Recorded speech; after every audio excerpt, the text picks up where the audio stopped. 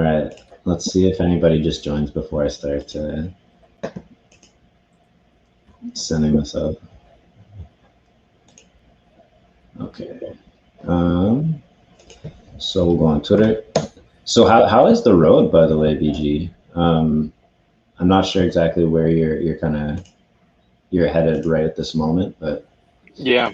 So it's good. 2 days of driving down. We'll drive tomorrow as well. Nice. Yeah. Last night was a little sketchy. We were went through San Francisco like rush hour in the dark. So that was. I didn't hear how you didn't stop and say hi. Yeah, I thought about it, but we're coming back through in November. Okay. So might have to be then. And plus, I can see you now with like impunity because it won't matter. Like, Yeah, there you go. Yeah. And do you have like an end goal kind of in plan for where you're headed? Yeah, our home base is going to be Seattle area. Oh, cool. And then going to travel outward from there. I'm taking 6 weeks off work in November and December. And Nice. going to go down south. Yeah. Cryptog. So, yeah, I think maybe we just wait for a few people to filter in. I'm not, yeah, we would love to have Shady on. He's, we talked to Shady a bunch, or did when he was around more. He's pretty busy these days, but he's always a good chat, especially about ZED. And like I said, I think that he's kind of like building off of BG's framework in terms of trying to develop like a more, I guess, I don't know, a more in-depth version of like the baseability calculation. So maybe once he's got a little bit more done with that, it would be cool to have him on just to kind of like see what it looks like, and then him and BG can debate merits. But yeah, no, it's pretty cool. Nice to have cryptog on here. I mean, the news today is kind of like mind blowing, right? Like really, really cool stuff, especially for something that started out. I still remember. So I think, and we were talking about this the other day. I remember when you first developed Haku, or at least I think, was that the first iteration of it? Was just like the ZED marketplace stage? Yeah, on Step Stable. Yeah. So we were all on Step Stable early on, and I remember he got millions. He developed Haku, and I remember at the time. So and just before we kind of get too far, Dave's not going to be on today. He's traveling. He's on vacation in Chicago visiting MJ. Well, he's not, I don't know if he's actually visiting MJ, but yeah. So Dave won't be around. But the reason I was saying that is because I remember it was like My Blood, Icicles, Dave, and me had this like private chat, and we were part of like I guess the beta testers for Haku. And I remember when you first gave it to us, we spent probably like a week straight, like with like 10 to 12 hours, just like scouring the market, looking for good deals. Like it was just such a huge thing when you first brought it out, and like obviously it became something even bigger. Yeah, it was fun to put together. I mean, I had built my own internal stuff before then, where I was sniping, to be honest. And then honestly, I kept on losing to Eddie. And then I was Eddie, and turned this on for everybody. So it's been a total great ride. I mean, like there's obviously, as I would like to say, the work is just starting on it. So like the work like starts now. Yeah. Super excited. Well, I think like definitely expanding. Sorry, go ahead. No, go on. Oh, I was just gonna say, like expanding from just ZED to be this like one-stop shop for all NFTs and gaming is going to be obviously like a really big undertaking on your part, but that's just like something so huge, especially when I feel like the options for really like marketplaces in general right now are just kind of, they're so limited, I would say. And what you've developed with Haku is just like, and obviously it's much more specialized at this point, but it's like, this is kind of like what people want to be able to see when they're in the market for something, right? They want to be able to drill down into what they're looking at. They want to know more about the product, right? So I mean, I think that's. He is in a car. Well, But yeah, I think that's entirely. I mean, you look at Haku. I've always built it to make it a quick snapshot, so you can make a good purchasing decision, and then you can do filtering and research. And it was a bummer. I mean, it was all started because OpenSea doesn't have that. They're really, really good for avatars, which are like all about rarity and all about the aesthetics and all about prices for a community one. But they're not like when you get to this data-driven stuff like ZED and like a lot of these games, it's just hard to make a purchase. Like I tried to buy Sandbox on OpenSea. Don't ever try to do that. That's a really hard thing to do. Sandbox is one of those metaverse things, or like open like Sandbox. But the only thing that really OpenSea gives you is the X and Y coordinate, which really doesn't give you much information. Yeah. So it's exciting. I'm excited to see to grow this and see where we can take it. And I think it's just this big opportunity that we hopefully can, grow this into something really big. We'll see. Yeah, I mean, obviously, the investors have a lot of confidence in you in doing that, right? So that's really, really amazing. Do you want to like maybe just tell us a little bit about what the process was like? Like, I mean, it must have been an insane amount of work, right? What you guys probably don't know is I actually am not a like pure coder by default. I don't know if you know this, CJ. Oh, I didn't know. I thought you were. I'm an entrepreneur. I had a technical background in undergrad, and then I did the 2-year vacation into business school. And I basically started a number of companies, including VC-backed companies before. So I kind of have done that rodeo. Okay.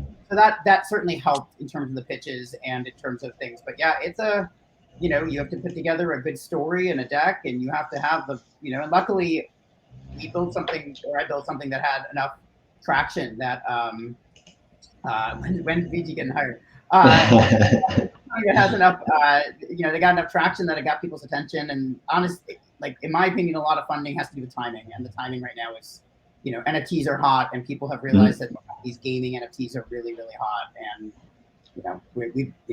I think there's I believe in this vision, and other people obviously believe in it too. So I'm excited. I'm excited for where we can take this. So and then once BG works at ZED, we got this.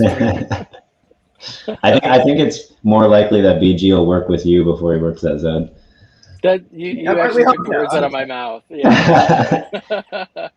Yeah. I mean, the only problem I'd have at working at ZED is that I don't think I could talk publicly about anything anymore.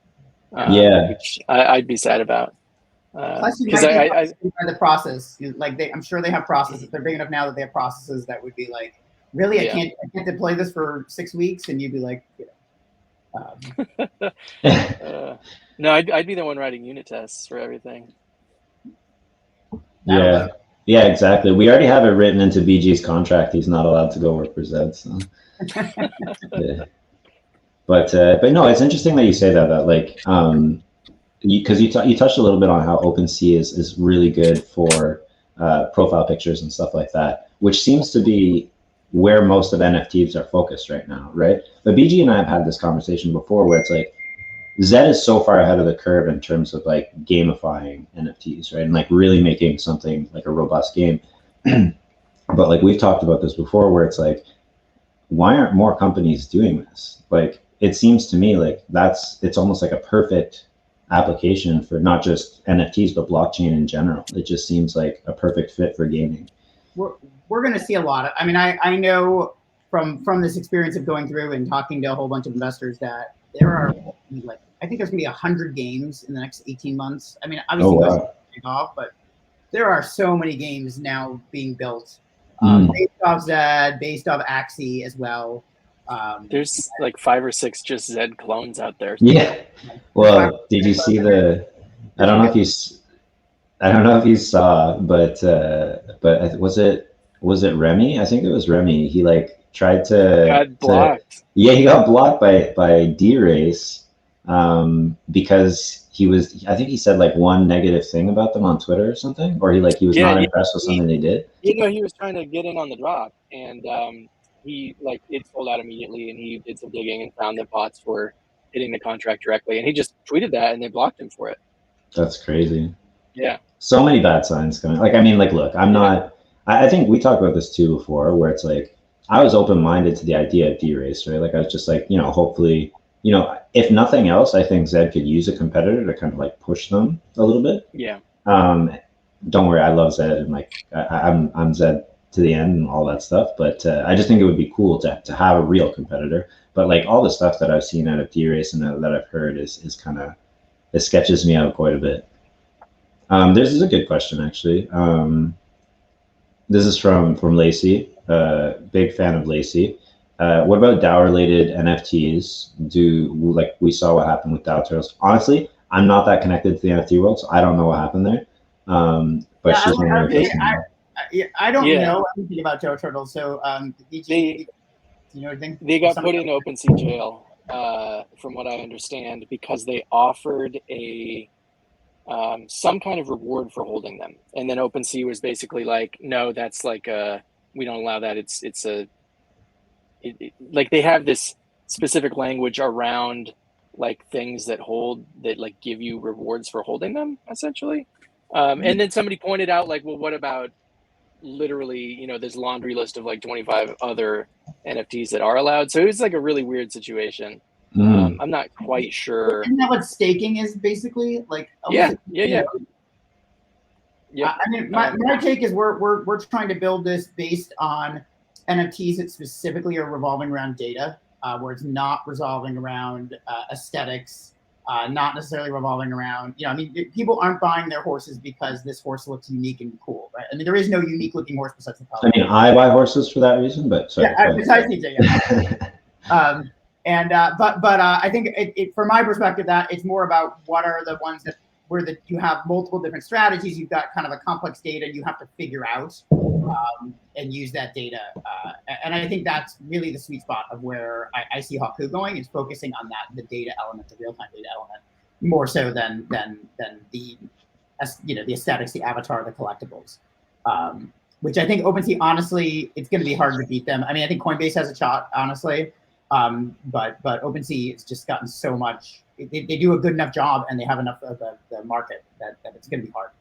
So you don't think that there's enough, like, I don't want to say unrest, but I feel like a lot of people are dissatisfied with the services that OpenSea offers, like not just within a gaming community like this, right? Where it's like, I think that it's much easier to be like, OpenSea doesn't offer us enough because Zed, you do require that data element of it. But even just within like profile pictures and like, there was the whole Nate gate and like all that other stuff, right? It's like, I mean, I'll give you a counterexample, which is I don't think Facebook is imploding anytime imminently, even though they're changing their name and doing all this other stuff. And Facebook's been, I mean, name me the last time Facebook didn't have a crisis, right? Like 2014, like Craigslist, everyone's hated Craigslist for years, and yet they thrived.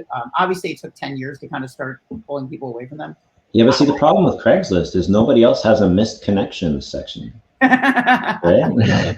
But yeah, I mean, if you're asking me, I think network effects are really hard to beat. Like once you have that, it's really hard. So, people hate LinkedIn for a long time, and yet that ain't going anywhere. So I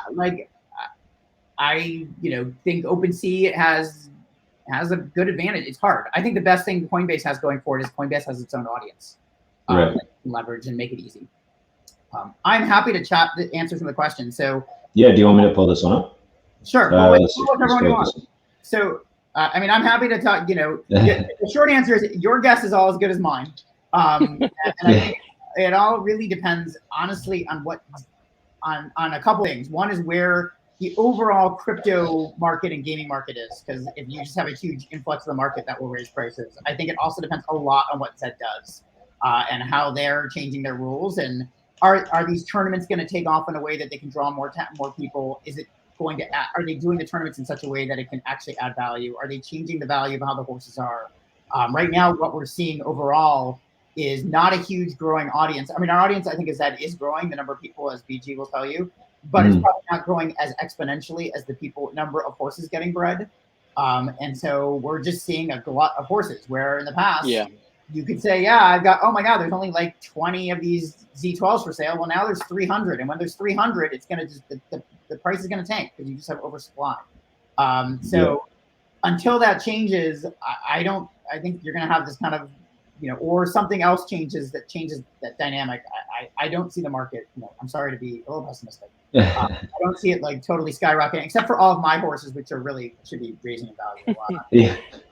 Well, I think you bring up a good point, because when I first came into ZED, one of my very first questions, I think my very first question in the ZED Discord in general was like, what is the answer to, like, if horses can run forever and if horses can breed forever indefinitely, what is the answer to like the potential oversupply issue? And I think I got very general, like a very almost dismissive answer, where it was just like, well, there's going to be like different types of races for everyone, so every horse will be useful. And I was just like, okay, well, whatever. But I just right now, you bring up like a great point in terms of like even racers, right? Like racers used to hold a lot of value because, you would have these like singular dominant racers, but like with each breeding cycle, more and more of these really strong racers that are all like kind of close together get bred. And obviously like the top ones from say like class 3 up, or like that are class 3 and up, they're harder to push out. But like those class 5 and class 4 grinders that used to go for like an ETH or whatever,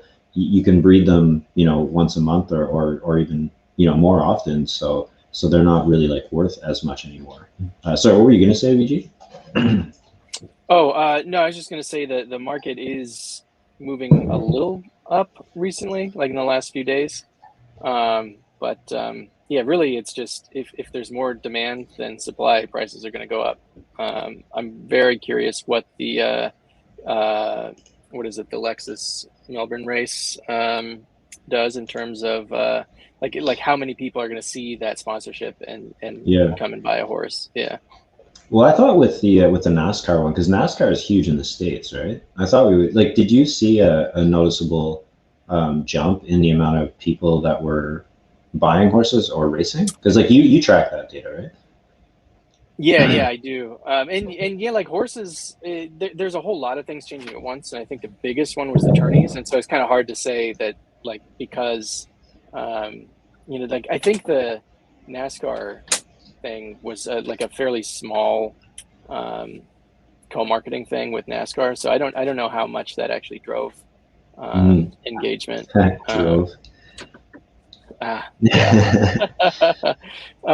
So yeah, I'm not sure if that was noticeable or not, but yeah, the biggest uptick by far has been from tourneys, I think.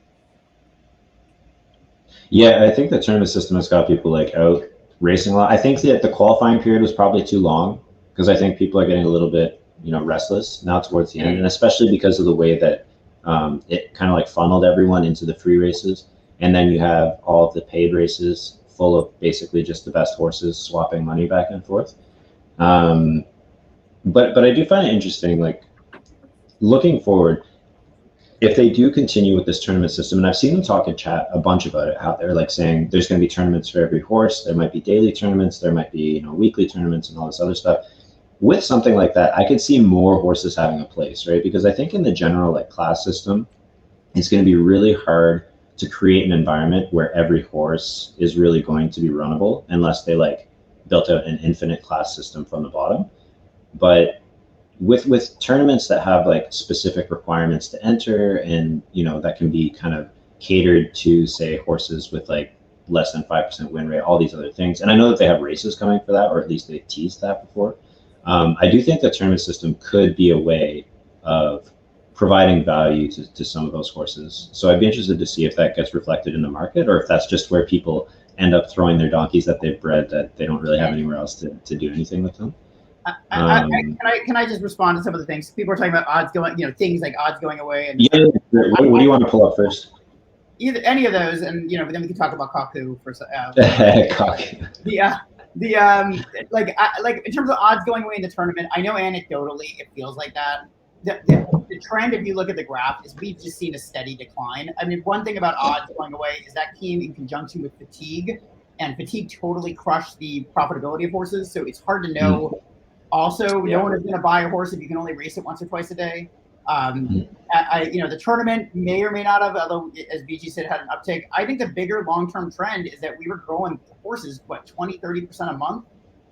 We have 140,000 close to horses now, BG, right? Yep. And, whereas 2 months ago we had 70,000. So you have twice as many horses. So your prices are going to get tanking. You have twice as many horses and a whole bunch of people throwing their horses on the market, because as soon as they race their horse and they don't like it, they throw it on the market. So now you've got probably 3x as many horses as you on the market with the same quality. So of course it's going to smash all of the all the value, and then it goes all the way up the chain, which is you're not going to be wanting to buy a low Z horse if you can't sell your offspring for a profit. So I think it is more the overpopulation in my mind that's my opinion on it, more so than some of this other stuff.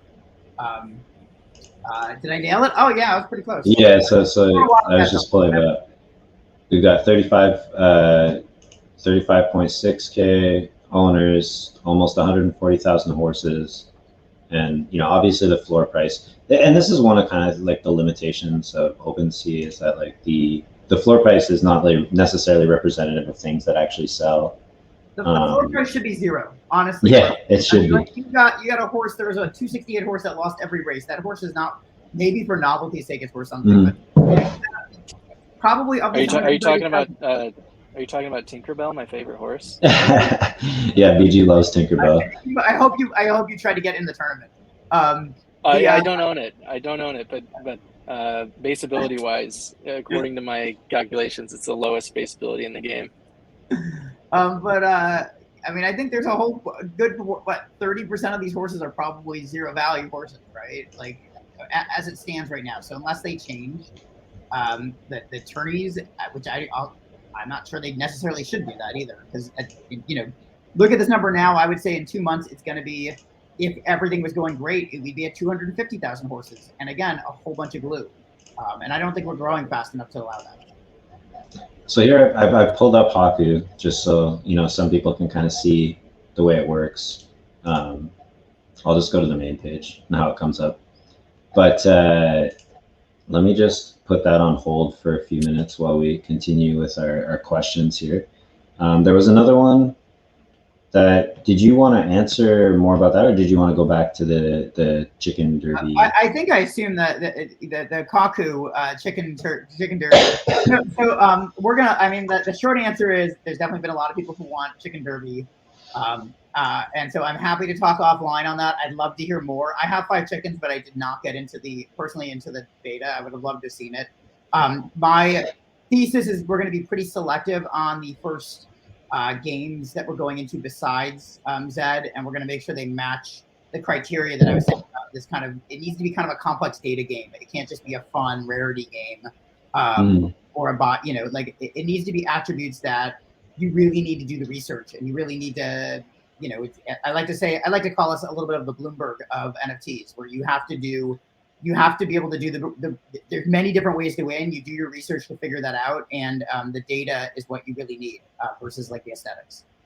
So I will see where Chicken Derby fits into that, and there's a bunch of other games that are coming along, a lot of which have very interesting attributes like that. So now, do we want to talk about the market that might come from Haku? Yeah, I mean, so I don't know if people know, one of the things that we're going to be building, since you led me on this one, one of the things we're doing is we're actually, right now everyone goes from Haku to OpenSea. We are providing the opportunity for people to list and buy and sell directly from Haku. So that is one of the things that we're working on right now, and hope to launch shortly. And that will open us up to a lot of different features and functionality, which are things that I think you really want when you're building these type of marketplaces for utility and gaming entities like ZED. Yes, this is cryptog in the middle.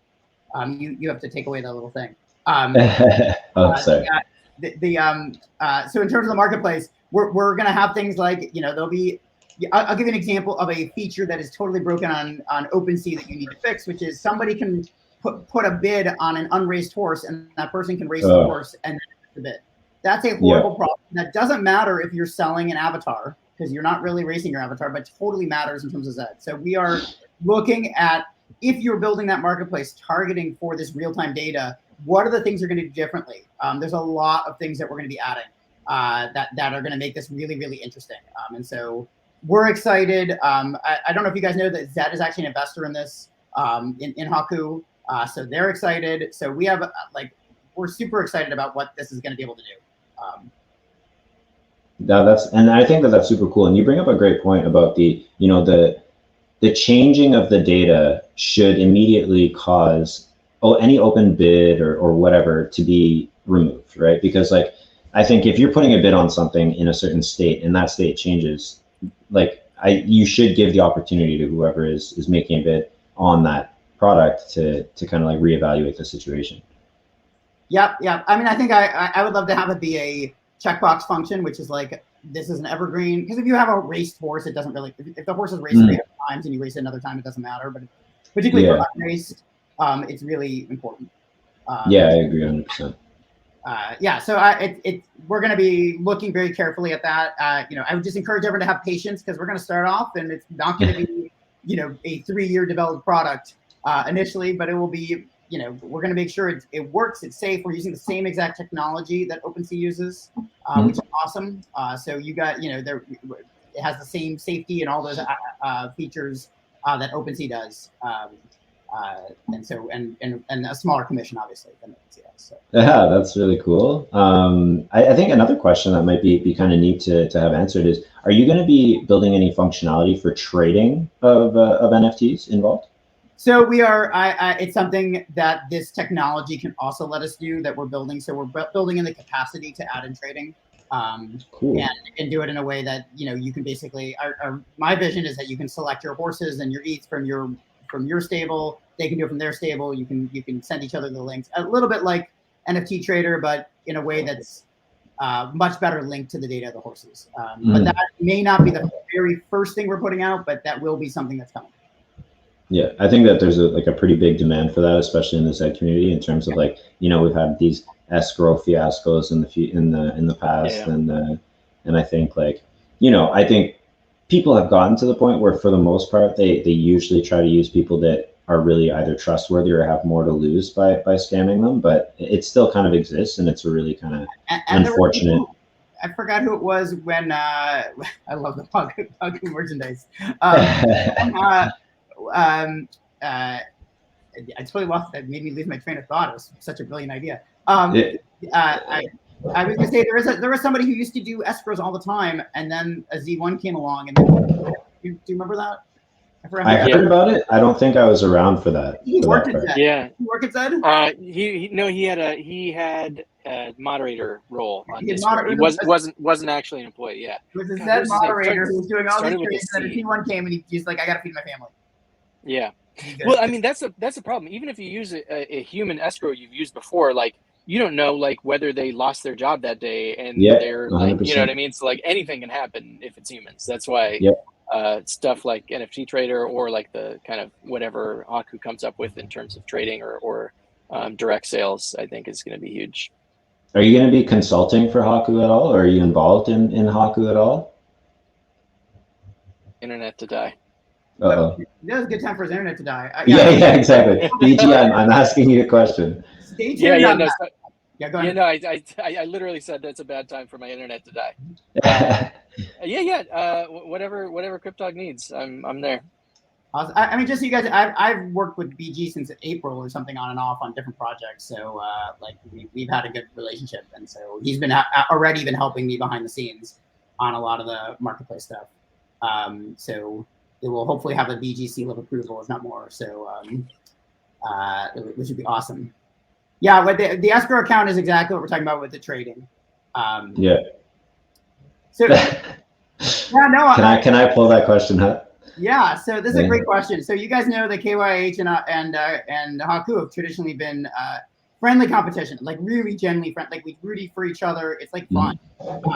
We are going to probably, I think over time, we're going to move more and more into a partnership role where, we're going to be providing the Haku marketplace data of the listings into, we have our differences over flames versus fire, but, and average odds and how we computed that, but, we're going to be working with them so that you can actually see your Haku listings on KYH, and we might be showing some of their data on Haku. And like, I think it's going to be a really interesting way because long term, as we grow this, we're not going to be doing, we can't be doing all the data for every single game.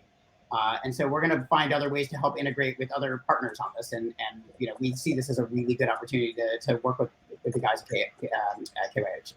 So what you're saying is that you are going to grow so big that you will employ them.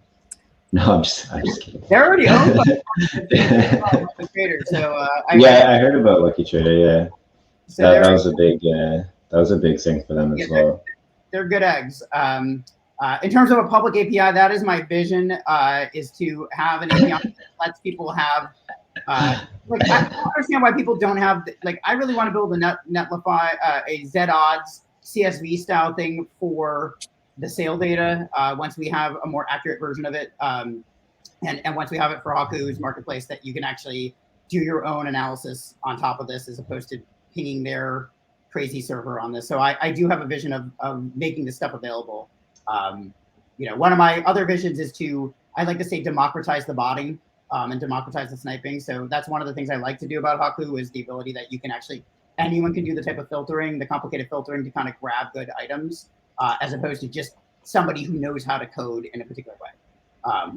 I'm not pulling up that comment, but it's a good one. Which one? No comment. You guys you're baiting me. What was I going to say? Do you want to pull up Haku? Because I do feel like there may be some people here. I don't think that it's that likely, but there may be some people here that haven't used Haku before, or maybe don't have an intimate knowledge of it. So what I'm going to do is I'm just going to pull up Haku. Maybe I should just make it the full screen. I don't know. And to be clear, you are in dark mode. There is a dark mode and light mode because so many people were asking for dark mode. Yes, I'm in dark mode. There is. Can I change it here? Yeah. Okay. It permanently resets, so then you just click it again when you want to. Yeah. So you can toggle back and forth. Dark mode was a really great addition at the time. I think people have been asking for that from multiple places for like all the sites involved with ZED for a while. So it's a really nice feature to have, especially at night. Sorry. I thank everyone who was asking for dark mode because that was included when I was talking to investors as to one of the most requested features as a way of explaining that people are using it all the time. So thank you. Right. Yeah. So when you first come onto Haku, you'll just get it's just the newest listings that are made each day, right? Yeah, so it's real time. It's not even just each day. I don't know why. Oh yeah, sorry. Whenever you come on. It's so interesting. Yours is not showing the time. Interesting. The time. We might have a little bit of a hanging issue right now. So just everyone. One of the first things we're going to be fixing it with Haku is that once or twice a day it does a 17-second hang, and I have not been able to solve that. So I apologize for everyone who's had that problem. But it does give to vamp for a second. It gives you the real-time listings as soon as they're appearing on right now on OpenSea. You're able to see them. It links them together with all the relevant data of the horse, so that you can actually go through and see the actual listings, or you can go through in 1 second or a minute or two, and actually filter to your heart's content. So you can actually filter however you want to do it. Right. And the filters, once this hang issue is done, you also have all those filters applied for all horses, not just ones that are for sale. So you can just search the entire, I guess, ecosystem for any horse that is in circulation. And you have this funny thing here, the feeder board, which is pretty interesting. I know you're a big proponent of people feeding their horses. Something about performance boost. I don't understand how you can race your horse without feeding it. It's like cruel. That's animal cruelty. So just fair. make sure to feed your horses before. I mean, like who would you don't run a marathon or a 10K without like eating something first. Yeah, and the stud finder is something that I use a lot now. Again, the filters are. Usually it's an issue with my browser actually. If I let me just see if I can. I'm going to close that for a minute. I'm having browser issues on my end. So let's go to, maybe we'll pull up a couple of the questions for BG while I try and get it working on my side. There was a question here. We'll start with Chicago Stables. So maybe I'm misinterpreting this question, but it seems to me like you're asking if Genesis breed better than Legendary and Legendary better than Exclusive and so on. I know that, BG, we've talked about this before, looking at the correlation between how much of a drop there is from Genesis to Legendary and Legendary to Exclusive. Did you want to maybe touch on that? So Chicago actually clarified a little bit further, which is, are there some breeds that produce better horses of another breed? So for example, if you have a Genesis that's producing Legendaries, and the same Genesis produces elites, are the elites better than the Legendaries ever? Oh, or like, okay. And I haven't looked at the data to answer that specific question. So it's an interesting one. I'm going to add that to my list of analyses to do. That is a good question, actually. I mean, I think it's based on what we have looked at before and kind of like our breeding theory. I would assume that the correlation just remains the same. It just in terms of the pass down is kind of like what it is. There's that certain amount of degradation that we're still, or that you're still working on, kind of like isolating how much of a degradation there is, and then after that you just get your randomly assigned racing variables and kind of go from there, right? Yeah, it is my guess, based on everything we've seen, that there's not there's kind of no magic to say like, okay, yeah, this combination produces better elites than legendaries, or vice versa. But certainly one of those things where it's an interesting way to kind of slice the data. And while you may see it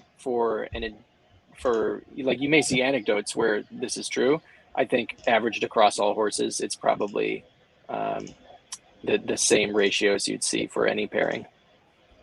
Right. I mean, the only thing I would say is if you get into if the class is what detours it. So if you have a Z1 that you go into a Z9, you can get a Z10, and that may do better just because it starts in class 5. If there's any other questions that you guys see while I'm setting up the hockey thing again, I think I have it up now. Please let me know and I can pull them up. But now I got Haku working again. So again, there's this little button here for dark mode if you want it. I think it's probably easier to show how everything works here. And this is like what you were saying before. The timestamp for the market listing is here on the right. And then these are the filters. So, and I mean, the filters have gotten more and more robust. I remember when we first started kind of like testing everything, and there was very minimal filtering. But now it's got pretty much everything that you'd kind of want to look for. I remember even when you added average class to the horses, BG was pretty impressed with that.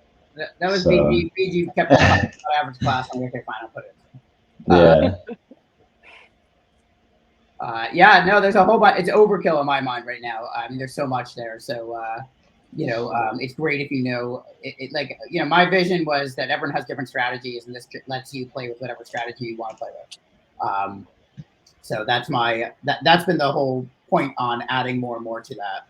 I'll probably at some point separate it out into like more to make it more accessible to people who've never started ZED, because it can be overwhelming if you have not. Yeah, and I think that we're not really going to go too in depth today, but next week we do have a plan. Dave and I are going to try and do a bit of a tutorial on most of the major tools, so that people have like a resource that they can use to kind of see what the easiest way to maybe access it is, and how to go through the filters and look for like really what you're interested in.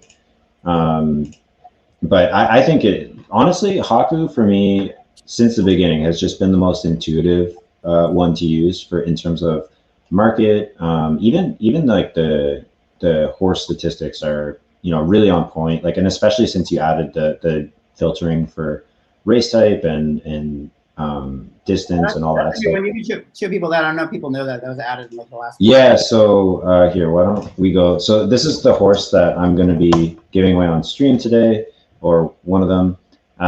So when you come onto the horse page, you'll be greeted by a nice picture, which is usually what I use to decide whether or not I'm going to buy a horse.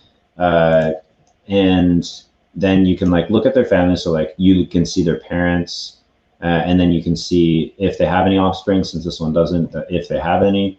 But then in the filter, you can see, this is such a great tool. You can filter by funnels, which I think that you adjusted the funnels to line up with the ZED tournament funnels. Yeah, right? when I first added the funnels, they were before, it was different, slightly different than what ZED did. So we I adjusted and we computed everything to match ZED. Yeah, so you have these funnels, which I think sprints are 1,000 to 14, mid distance is 16 to 2,000, which doesn't make sense to me, and marathons are 2,200 plus, right? And so, and you can also look at them individually, but something that some people might not know is that you can actually select more than one at a time just by dragging, and that'll highlight whatever you want to look at. So that's a nice little feature. You can do by entry fee and by class, by date. And then now we've actually added the option to look at the free races as well. And I know that like some people were against, like I actually was always traditionally against having free races included.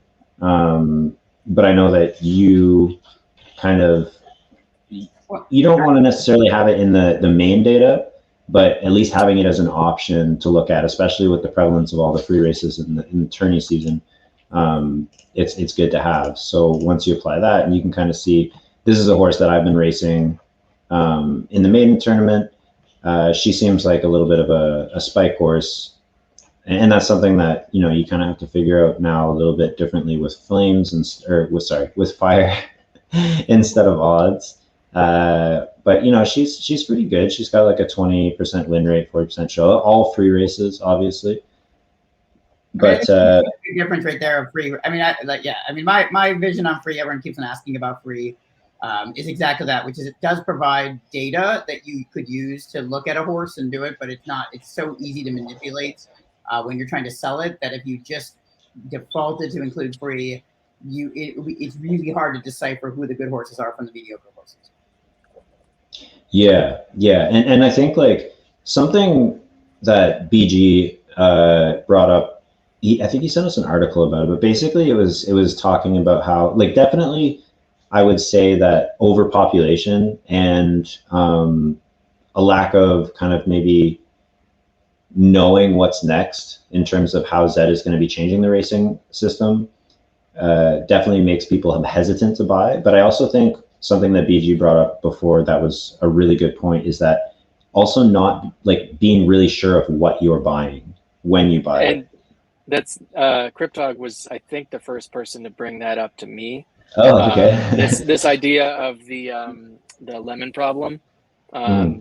Yeah, so I think stamina lemon problem. It's the and this was more with fatigue in my mind. That where I saw I have problems with fatigue from the market's perspective, which is if you have asymmetrical information where the owner knows key information that the buyer doesn't, like everyone will have to assume. This was back when fatigue really mattered. Some horses could race 5 times except to race 1. Well, gosh, no one is going to sell their really good racer that races 5 times. They're going to sell their really good races that race 1 time. So so what ended up happening is that it just deflated the market because everyone had to assume that the racers out there were terrible stamina racers. I think that went away with the stamina change. Yeah, I agree with that to some extent, but I think like the issue is if like the harder it is for any one person to value a horse correctly, the lower the market dips because you have to price them all as if they're lemons. Yeah, you have to price them right. So now you have uncertainty. Now we have uncertainty risk, which is you used to with odds. You could, and this could be a good selling point of odds, which is okay. Well, yeah, I know that 95% of the horses are terrible, but this horse was really good odds, so that would boost up the prices. And now you've got fire, and who knows? Your horse could be great in the beginning and end up being really mediocre, and you just don't know that right now. I agree. Yeah, that's definitely a problem with not having some sort of like baseline to compare your horse against, right? Like there's no metric that can really tell you that your horse is strong. Like, especially since we know from looking, especially since we know because when we got Fire, we also had historical odds data, and we could see, oh, we lost cryptog, but we could see in the past. I'm just going to see if he comes back, but we could see in the past that there were some fairly weak racers that would get Fire just because. There we go. He's back. Just because they had high distance or mediocre distance preference. So so now when we look at Fire, we're not really sure just how strong the horse is that we're looking at. And to your point, it's that, like, if you're not really sure how strong something is and you have no way of really knowing unless they're like blasting through super high paid races and beating, the best horses out there, then that's going to make you less likely to want to invest money in it. So I do think ZED has touched on that before, where they said that they're going to introduce another metric, like odds and Fire is supposed to be temporary. We're not really sure what that's going to look like, or at least I'm not. I don't know if you guys have any kind of like secret sauce, but. And by the way, guys, I apologize. I was going to comment and say thank you to some of the people who had talked, and I pressed the login button and it totally logged me out. So, it was actually worse than Home Network. It was user error. So apologies. And I think to actually comment, you actually have to go log in to Twitch in a separate window to be able to write back. Oh, okay.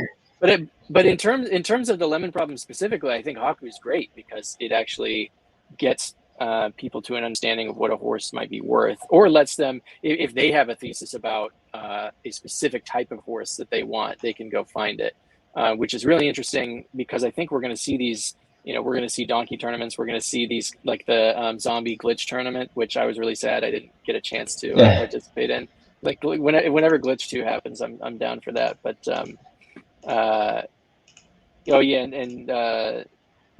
and by the way, Fire is actually is a great way to determine distance preference in my mind.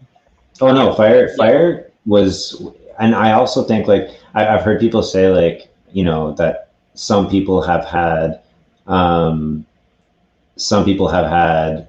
influence on the community starting to race better and all this other stuff. But I think almost more than anything, Fire has been a way of making people race in distances that the community, that the horse should be kind of like running in, at least to race at its strongest. There's always going to be some kind of, like, especially with high variance horses, they tend to perform a little bit better outside of their Fire range. But in most cases, the Fire will typically tell you where you should be running your horse to get the best results. Yeah, I think, and it does tell you how to downpass. I think the big problem with Fire was that it replaced odds, and so everyone assumed it would be doing everything that odds did, and it doesn't. And that was intentional.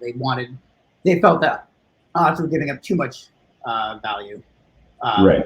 Too much information. So I think there's this happy balance they're going to have to figure out.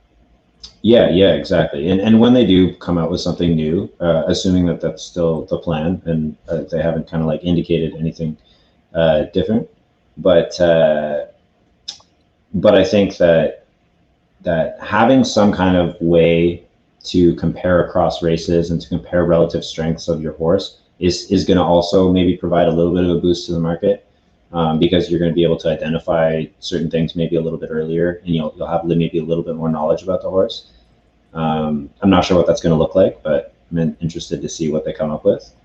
But yeah, no, I completely agree that Fire. I actually think that Fire is great. I like it. It gives I think it gives a lot of information if you like kind of understand a lot about how racing works. It's not perfect, but it's a good metric. Was there anything else? Were there questions that I missed? Sorry, I was kind of running through stuff. The questions about ELO for VG. Oh yeah, here we go.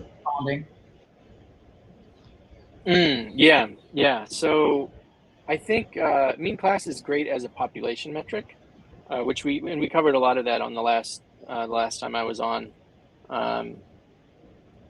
and much less useful as an individual metric, just because one, distance preference can change it drastically, and two, people can choose to downclass their horse. And I think downclassing honestly has less of an effect because I view it as like buoyancy. Like your horse will kind of you can put it underwater, but it will kind of rise back to the level of its base ability, though that modulo distance preference. So I think what you really have to do is kind of multiple passes where you first try and figure out base ability, which we talked last week about lineal base ability, and then kind of determine distance preference and uncouple the two to get a real accurate measure. I don't know. I don't have an opinion on fire. I know they thought about taking 15 temporary. I would be surprised at this point if they took it away. Just because I think they've been making so many changes to the analysis of the horses that like you just have people up in uproar. You had something that people finally figured out what to do with it, and then you took it away. Like I'd be surprised. I think there's gonna be a lot of pressure to keep it, even though people don't think it's even though some people complain about it. I think the biggest problem is people thought it was the end all be all. That if you had fire, you should be in the top three, and if you're not in the top three, you're terrible. But like, you could have a 37% chance of being in the top three, and that could be awesome. That could be one of the three best in the top three. But it's still 37% or 38%, and that's not. It means that 62% of the time your horse is not in the top three. Mm. Yeah, and I think I'm very curious if ZED realized how much information Flames Fire, would give us about distance preference. I need one of those little bracelets that shocks you when you do the wrong thing. That's all good. I've said Flames a couple times in messages. I apologize, dude. I have no idea if they realized that because and like they gave us historical fire, which was really cool. Yeah, that was huge. Yeah, just like they outline distance preference so well. It's like a very strong. I added sprinter. We added sprinter, mid distance, and marathoner after fire was out because that was before then it was almost impossible to measure those, and afterwards it was super easy. Yeah, because you would need specific results coupled with odds in order to like really kind of see the distance preference. And there was a lot of times where like if you have say a wedge or a more flat horse with higher variance, they would pull great odds regardless of the distance they're running at, right? And the flip side is if you have a mediocre horse that would always get second in the 2400s, its odds were horrible in the 2400. It was horrible chance of winning, but it was 100% chance of getting second or whatever. So yeah. That's where you saw. And those are the horses that five. I had a horse. I don't know if I sold it. That was like 5 odds and then 40 odds and then 5 odds and then 40 odds for the same distance. Yeah, that's what we see a lot with spiker horses, where if those horses were in a race against and I think that a lot of that comes from just like a lack of variance, and they go against other horses that either have the similar type of variance but just more base ability plus distance preference. But I think it has to be more weighted towards distance preference based on how we believe the role kind of worked. But yeah, that would be it's. Basically, what that's just showing is that like your profile is so similar to the other horse that your chances of winning are almost zero, because if that horse is going to perform at its best, you're basically going to perform slightly worse. And I think it's all based on the distance preference, whatever the distance preference variable that moment is the same across every horse versus individual among horses. Yeah, and that's what BG kind of brought, and we talked about on a few streams now, where how we believe that the distance preference role has worked in the past. So it'll be interesting to see if any of that ever changes in the future, or if they would tell us if that changes in the future. But yeah, I don't know. Let's move on to. I can answer your question on fire percentage. We actually removed fire percentage with the introduction of the tournament, and the main reason was for a lot of horses we found that just in general the fire percentage wasn't telling a ton of data versus the we replaced it a lot with distance and sprinting fire, and other fires at the various distances, which would help you more in terms of finding your distance preferences. On the flip side, we had a lot of people asking for show rate, which in my mind is a pretty close combination to fire rate, and show rate are pretty close combinations. But fire rate as a just general thing, it wasn't giving a ton of value, so we made that replacement and then focused instead on specific distance fire. Yeah, I would be interested to see like some kind of correlation between fire percentage. Well, I guess bucket fire percentage and how profitable a horse is, like based on how much fire they typically pull. I'm sure PG has that data laying around somewhere. I did that data at one point, and it was I think 80% and above were break even, like something. Oh, really? Oh yeah, you had to have such a high fire, like it didn't correlate otherwise. Now, of course, very few horses are profitable anyway. But it was a small percentage because fire could also just mean base ability, right? You could just be a really good, solid 2, 3, 4 horse, and that is a horrible profitable horse. If you're always finishing in until now, maybe. Okay, yeah.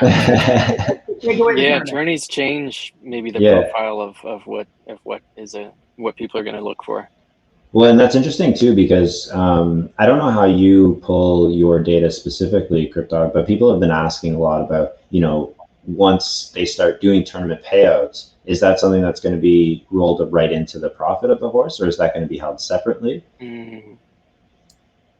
TBD. I think it'll probably be a separate. My guess it would be probably a separate amount because it's just so. If I were to, it depends how frequent the tournaments are. If it's a daily tournament, and you're just raking in the dough on the daily tournaments, that's one thing. If it's a once a month or once a quarter tournament, you could really easily change someone's ROI by just them lucking into a win. Absolutely.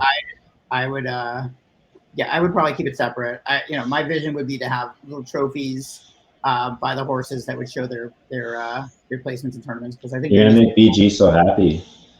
He's wanted to get hand out trophies forever.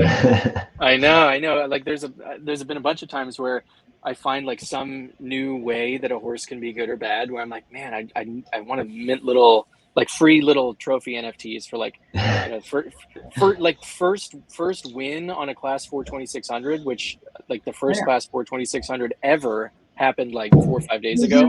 We'll put in some fun ones because that part of the flavor of feeding is also like I want some humor in that whole thing. So I have a whole list if you want I don't think we're gonna add a trophy to every horse as a participation trophy. You entered a race. Yeah, you entered your first race. Well, I mean, like we talked about this before, where it's like there's a lot of people enjoy that aspect of this of games, like different games where you just get like achievements for doing different things, and like even if it's like something as quote unquote silly as like a badge or just like a ribbon or something like that, people just like to see that because it gives them a feeling of accomplishment, and like it maybe there's like some that you like really have to grind for to get these achievements, and I feel like that can add like another layer of gamification to ZED, where like maybe someone doesn't have the most profitable horse, but that horse has been like going on a path to achievements in a different way that could be really cool as a personal thing. The ultimate grind is called feeder board. Yeah, I mean the problem with feeder board though is that like some people just have such a big head start you can never catch up to them. I may reset it. I may you need seasons. Monthly resets or something of feeder board. I also have to the messages are also a little stale. We have to update them. Was there anything else you wanted to talk about in terms of the process of gathering your funding, like the type of people that you're going to be working with? I can't even speak right now. I can say the biggest thing is if anyone knows Elixir developers, this has been written in Elixir, Elixir or Tailwind. That's my call out. You're going to be hearing me nonstop spamming. So that's what we're those are the main things I'm looking for right now as I build this. So this is almost like a wanted ad stream. Yeah. Oh yeah. No, this whole thing. You guys all have been sucked in. no, but if, I figured the only way to do it is to keep put the word out to as many people as you can. But no, outside of that, no, I'm just excited to see where this all goes. It's been a great, journey. It's been something I've been doing. That's one of the things I've been doing while building this all was getting that funding and putting that all together and being able to go with the broader vision. And I'm excited about taking this to the next level. And I know BG has been helping a little bit behind the scenes, so I want to give him a thank you on some of this stuff. And I've just been, it's been a ball. And if you guys have other critical things to add, I'm not going anywhere. We're continuing to build on this and improve it. And we're going to be doing a lot more stuff that hopefully in 3 months, you'll be like, oh my God, I can't believe, how could I ever live without this other stuff? So that's my goal. So that's awesome. And like I said before, I think you're one of the nicest people in the community that I've run into, and you're always really helpful, looking to engage with the community and try and give everyone the best possible experience on your site. So I think this is great for you, and I think not only that is it great for you, but I think it's also great for the community in general, because I imagine that it'll allow you to continue to build Haku out and become more robust. And like you said, by adding the functionality of an actual marketplace being held on Haku, I think that not having to deal with OpenSea is going to be a nice quality of life improvement as well. Yeah, I hope so. And keep the community, a lot of the ideas from Haku came from the community. So I also give CJ credit. He was pushing me to add the detail page filter. Yeah, I think I sent you probably a message once a week being like, when are you going to add this? Yeah. I do try to add them if they're fast, sooner if they're easy, and then I push back if they're harder. So we're a lot of the ideas and things here came from the community. So a huge thanks to the community too. Yeah, and I think you just touched on a really good point too. Is that and I think we see this a lot with ZED, where people want something to happen, but they want it to happen right away without any regard for what kind of work goes into it, and what the development is like, and without thinking about I don't know much about Elixir or how hard it is to implement things on Haku, but I know that especially with ZED, it's blockchain development and especially gamifying NFTs is still in such an early phase where I feel you can easily run into a lot of problems that have kind of never been worked on before. So I think like you were saying before, when you get your market up and running, it's not going to be perfect right away. So hopefully people have patience and can kind of not start any fires. My goal will be to fix as many, fix everything as fast as possible. You see this whenever we put up features. Sometimes the community comes back and says, "This is great, except this is terrible." I fix it as fast as possible. So I'm a big believer of if there is something wrong, first of all, do not make it catastrophically wrong, and then second, fix it as fast as you can. So and don't have any major. Do whatever you can do so there's no major exploit. That is the other area that I'm hyper concerned about.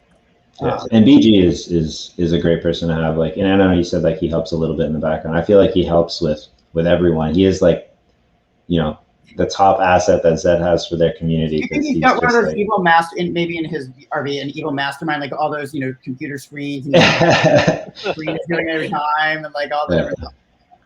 And he's just doing this, with his hands fingers crossed. Yeah, I'm just on my one tiny laptop so far. Yeah, well, I think I was telling him the other day where it's I just picture him as waking up, slamming back Red Bulls all day, and having a million computers that he's working on. He's typing, he's responding to two different people with different hands at the same time. Yeah, exactly. I've seen one engineer in my life do the two keyboard thing, and it blew my mind at the time. Oh, really? Yeah. That's not me. I gotta stick to one keyboard. We should start a BG meme that's the Chuck Norris meme for BG, maybe. Yeah, I think that we might have to start that with the ZED community. Yeah. Some kind of insane data related stuff, but just named to BG. It's all gonna go straight to my head. Tasty Poison Fish, yes. Short answer is ZED gave us a little bit of notice on some of that stuff. They reached out to a lot of the providers so that we could change. They did not tell us when they were changing, and they just did it randomly. And so we were basically on call for a week and a half. They told us they were doing it. They gave us I built something called Simulated Fire, which actually I still have. which is I used for data analysis, which was just looking at the top 3 odds. So I recomputed that for every single race and used that as my fire. So I rebuilt all that, and then once they gave us that information, we had a very small amount of time to go. But then I'd already built out the whole thing based on that. I don't know if that answered your question. No, and then I remember, do you remember when they first implemented that change in how class point system worked? Because I think like I might have messaged you like basically right away, because I was furious that day, because they released it overnight, and then I had been racing, and there was like a whole bunch of problems with my races, and I was like, and then your class points obviously were not prepared for the change to go out, so they were all kind of messed up a little bit. That one I didn't know that when they did that or what time they did it. And Haku Compute was, I think, the only system that was actually computing the points, rating point. We're not doing it anymore because Stamina broke it. But we were computing race points from scratch for every single horse.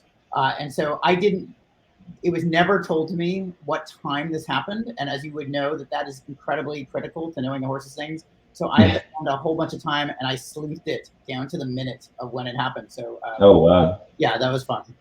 That's impressive. Yeah, and in the friend thing of KYH, we shared it with KYH, so they knew it too. But I was very proud. It was a proud moment of like going back and like it was like solving a big, very complicated puzzle. So that was fun. No, that's cool. Yeah, was there? So maybe what I'll do is I'll do this giveaway now.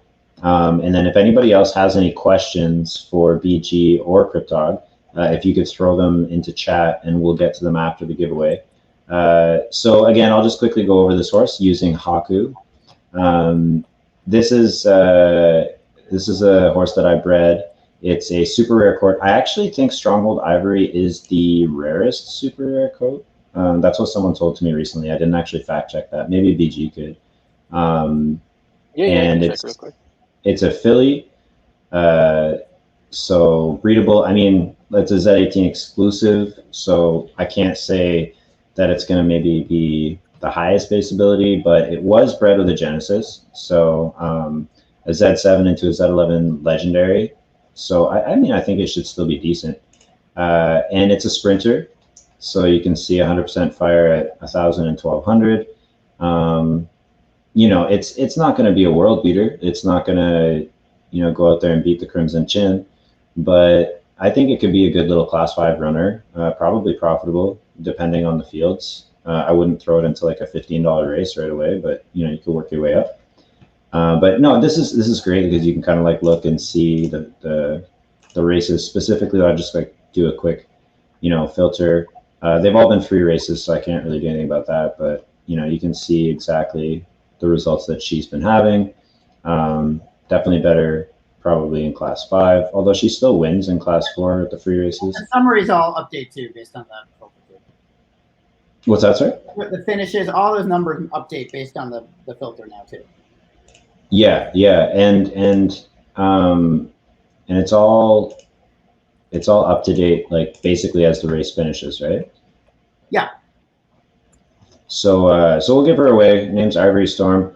Let me just set up the giveaway for chat. Once it is ready, all you'll have to do is type in ! Congrats cryptog. So let me just read this in. So this is going to be the command. If you copy that and paste it after I say go, you can start now. So if people want to win this horse, that's what you got to do. Congrats, cryptog. It's open. Yeah, I don't. Did any other questions come in that you guys wanted to get into? Hi, Grayburn. Hello, everybody that is coming in late. I look 15 years younger today. Yeah, that's what happens when I shave my beard and get a haircut. This is what I've got from my NFT profits, is being able to afford a haircut. But yeah, I'm waiting for the day when BG does the beard shave. BG with like 14. That's the awesome. That's why I have this, because I would look about 12 without it. Yeah, I did get a haircut though, so I'm not wearing a hat. I did notice that you had a haircut. I hadn't kind of like pointed it out. It had been months. Yeah, same. That's why I was wearing a hat in every stream for walks. I was just like, this is bad. But were there any other questions? I'm just gonna leave it open for a little bit longer if anybody else wants the horse. I don't see any other questions. Was there anything either of you guys that wanted to talk about? BG, did you end up getting any horses into the tournament or racing any horses? No, just because No? we've been. Uh-oh. Oh, we did lose him. Yeah. Driving. And My horse is about to get pushed out, so I have to figure out if I want to roll the dice on her. That's Ash. Yeah. She's 188 right now. That's not good. I swear his internet knows when I ask him a direct question. Those are the only two times that he's like cut out. Yeah. You know, it's one of the buttons, No, well, like he created a delay button, you know, a latency button. Yeah. What I tried to do was we were packing. We had to buy the RV. We had to pack the RV. Now we got to drive the RV. So. Yeah, it takes a lot of time. All right, so we're gonna do this draw. There's 21 people in it. I don't know. Can I pull this up? Let me just see 1 second. I'm gonna share my screen. I should have offered my ivory horse from the Ultimate Rarity, the same exact horse basically, except mine. Is that I like how it gives the big exclamation point. So is that right, BG, that's the rarest coat or rarest super rare coat or whatever? No, it is not correct. Okay, then I will. Let's see. What is this one? 4.44%. Let me tell you. Papaya Whip is the rarest, super rare. Papaya. Okay. So it's not the rarest super rare. I'm gonna hit the draw button now. This is fun. I like this tool. Oh, that's really cool.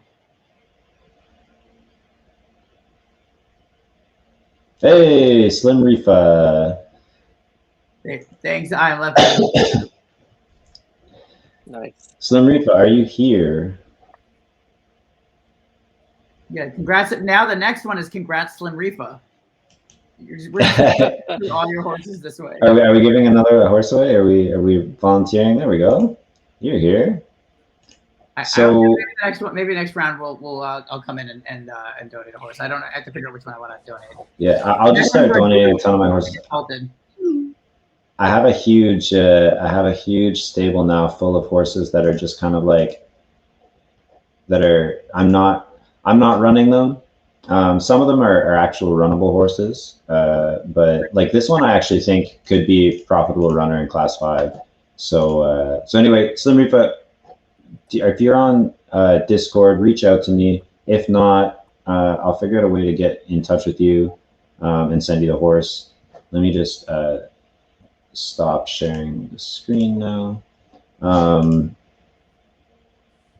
Yeah, so I wasn't sure if there's anything else, like BG, if there's anything you want to talk about, or just open to questions. Yeah, always open to questions. I probably got 10 more minutes in me.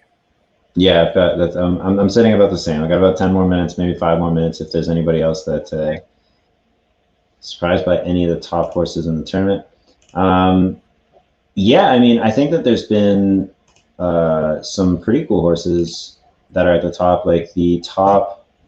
Hold on, I gotta pull up the standings here. The top mid runner is something called 46 Long. Maybe it's easier to pull it up on a different. I'm just gonna. I give KYH credit. They've done a very good job on the tournament stuff. Like I asked. Yeah. I was just gonna ask you if it's okay if I bring up the KYH. I'll be candid on the tournament stuff. I have KYH up. I purposely did not do the tournament for Haku because I knew we were working on the marketplace stuff. So yeah. All right, so let's do this. We'll pull it up. We're gonna look at the tournament standings, and so for Sprinter, you know, personally, I am surprised that Billions is in first. I would have thought, you know, there were some stronger sprinters, but I think what we've seen, especially with the tournament, is in terms of just placement, those low Z Genesis are just super consistent in terms of where they finish, and I think you see that not just like at the sprinter, but the marathoners. This was the one I was talking about before.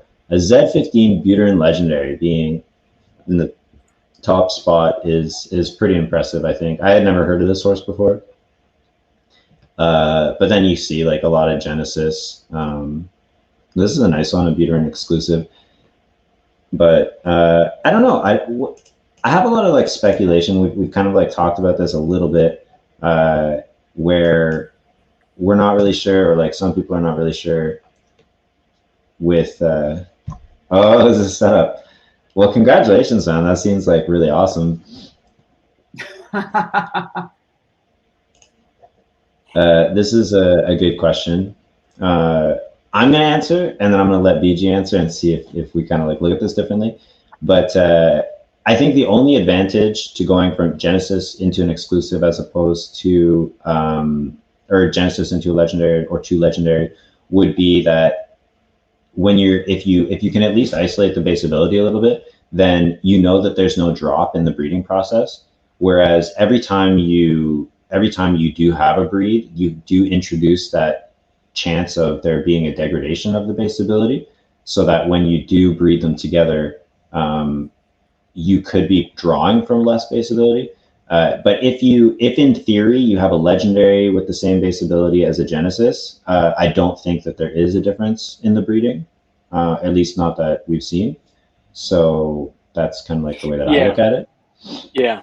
If that's what you meant by assuming the ability of the parents are equal, then I would agree.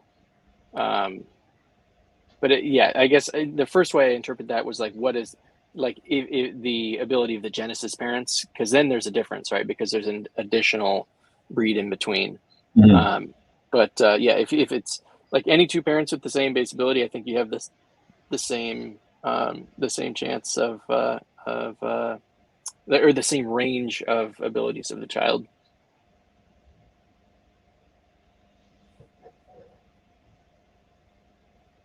Yes, it is Dave in third place. Well, this is pretty big one.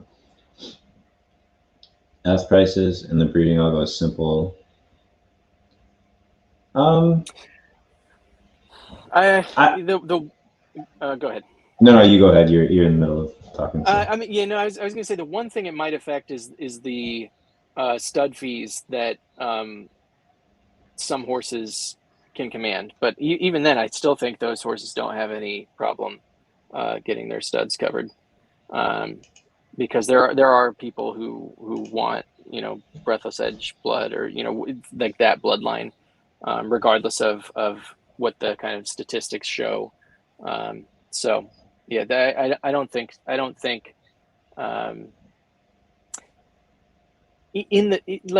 a counterintuitive way that it might affect the market pricing, in that kind of when I realized that the breeding algorithm was maybe simpler than people thought it was, I was like, oh, okay, well, I can breed lots of cheap horses, and then each of them is a lottery ticket. And then the byproduct of that is that those cheap horses, like if you don't keep them, right, if you put them on the market, and then it expands the supply of horses for sale, in which case that can drive prices down.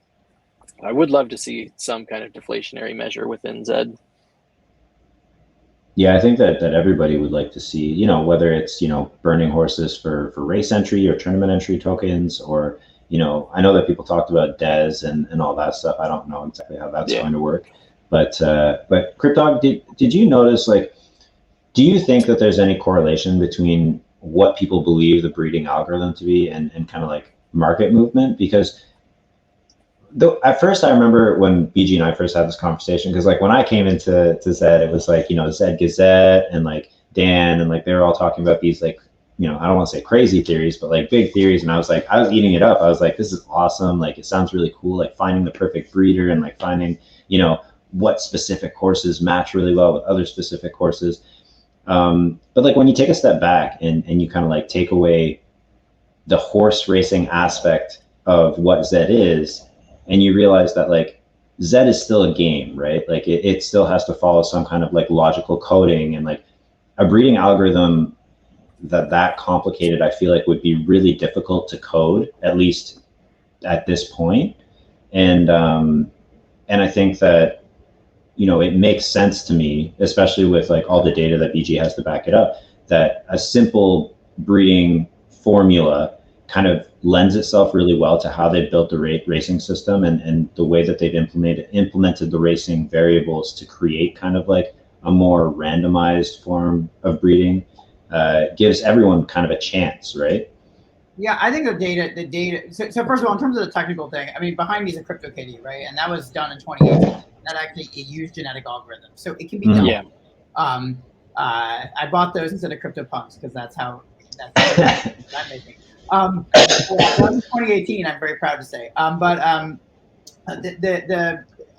do think the data. If you look at that data, it kind of it does show that it's much more like we had. I would imagine if the data was showing some complex genetic algorithm, we would be seeing some dominant parents right now. And instead, we're seeing a lot of things that and even I think Jeff at some point just said base ability is passed from parent down, and we saw in the things that there's this base ability. So I think it is simple. Like if you were to ask me, like like the data is certainly showing that it's simple, and I think that is intentional, so that otherwise you would have these Z1s dominating and no one else would be able to breed, right? Like if you had it such that, or you'd have a awesome racer that you just put out to stud all the time, and no one else would get to play the game because the whales would buy those. So they do need to have enough randomness to allow it so that anyone can have a horse that can be a stud. The flip side is they might have gone too far in that direction, and so it's so random in many ways that the base ability and this kind of picking things might not matter as much. That may be the area where, but if you listen to what they said in the AMA, they said they're going to have a whole breeding team that's going to read this. So it could all be changed around. Yeah, and when Jeff and ZG talked, Jeff did say that they wanted to take another look at the kind of complexity of the algorithm. He kind of hedged and said, I wasn't involved in as much as I wanted to be with the algorithm, so they're going to take another look at it. And I think there's a medium between, like, I like the randomness. I think it is important, like you said, because or else like only a handful of horses would dominate. And then because ZED, they always talk about it as a game of discovery.